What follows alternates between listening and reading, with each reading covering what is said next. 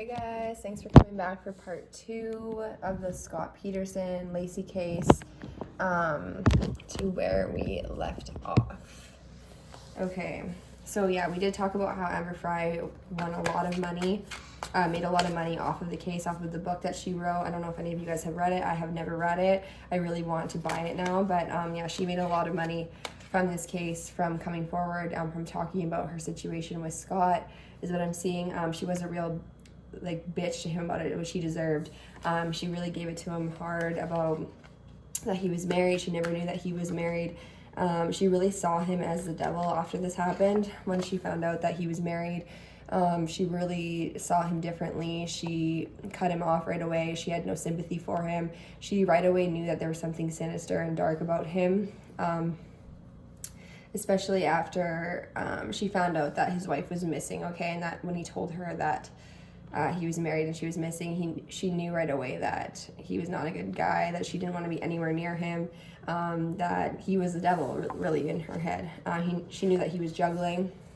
She knew that he was still keeping Lacey on the side, and finding out she was pregnant, she was not happy at all, okay? She was in the Queen of Swords energy. She totally cut off her emotion for him right then. She just used logic, which was really smart of her, and she just cut Scott off.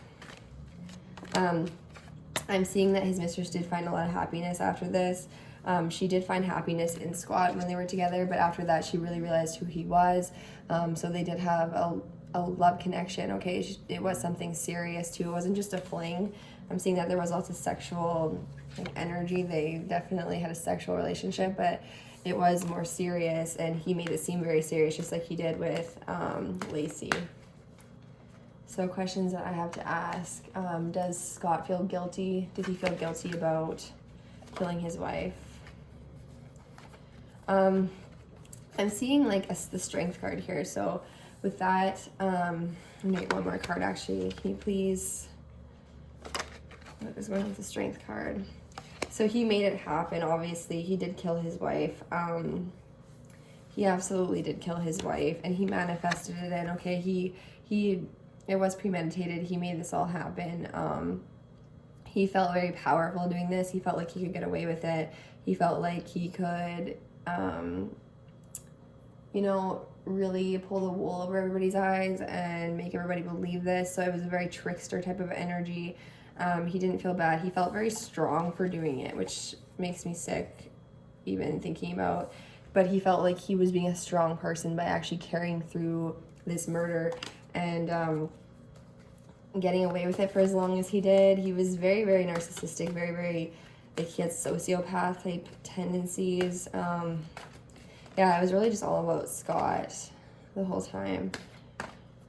Let's see what else. What other questions? Did Scott think he was going to get away with it? So he did think he was going to get away with it at the start, but he started to really quickly realize that everybody was pointing the finger at him. Once his mistress threw him under the bus, he definitely knew that he was in defense mode and that everybody was going to look at him once he had the affair. Lacey's family didn't know he was cheating. His family didn't know he was cheating, but everybody knew that he was really a social type of person, that he really was going out to bars, he was going out to country clubs, that kind of thing. He was a golfer. He really liked to socialize. He really liked to be the center of the attention. He loved to be, he loved getting attention from other people, and people knew that about him. He really should have thought before he did this, before he walked away too. He was considering it, but when that tower moment hit, he really just left. He lost his mind. He didn't know who he was anymore, and that's when he ended up murdering her and her child, okay? So he did think twice about it, but once he planned it, then he just went forward with it, and he was hoping that he'd get away with it. I'm seeing he always had a lot of options. He always felt like no matter what, he was going to be okay, and that there's many ways to get out of this guilty charge. He thought that hiring a lawyer was really going to help. Spending millions of dollars was going to help, and that he was going to get away with this, and he was going to look innocent. Yeah, the high priestess here. But he knew in his heart after a while, after all of the interrogations that he was getting, after everything, he really started to realize that he was going to get caught at the end.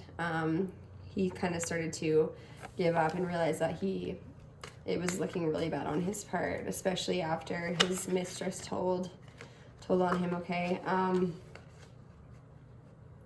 What is he thinking today?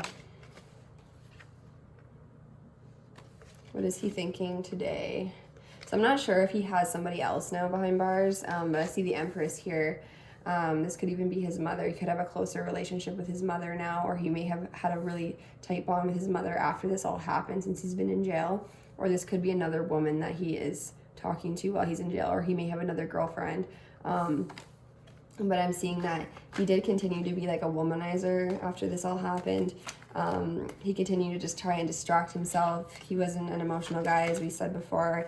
He's still being his normal self. He's always going to be deceptive. He's always going to be sneaky. He's always going to be someone who can't be trusted, is what I'm seeing with the Seven of Swords. Yeah, nothing about him is really going to change that much, okay? That's just who he is as a person.